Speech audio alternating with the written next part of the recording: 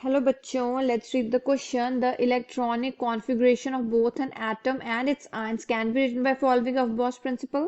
First of all, इस question में जो हमारा की कॉन्सेप्ट रहेगा उसे हम सबसे पहले यहाँ पर डिस्कस करेंगे. So here the key concept is all about Aufbau's principle.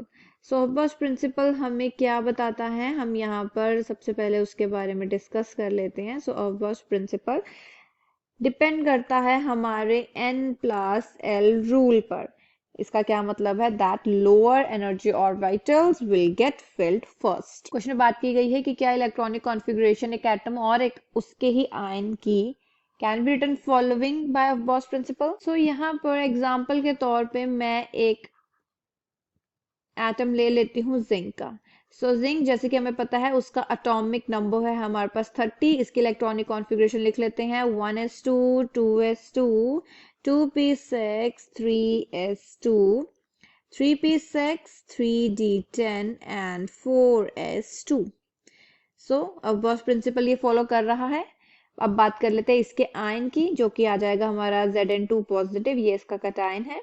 इसकी इलेक्ट्रॉनिक कॉन्फ़िगरेशन देख लेते हैं 1s2 2s2 2p6 3s2 3p6 and 3d10. So last के जो दो इलेक्ट्रॉन्स थे ये निकल चुके हैं बाहर. हमने यहाँ क्या देखा, the Zn2 positive ions has lost 2 electrons which leave it with 30 protons and 28 electrons. So अब इसके पास आ चुके हैं 30 protons and 28 electrons. एंड इसकी इलेक्ट्रॉनिक कॉन्फ़िगरेशन रही ये. सो इसका मतलब इसने भी ऑफ प्रिंसिपल को फॉलो किया है.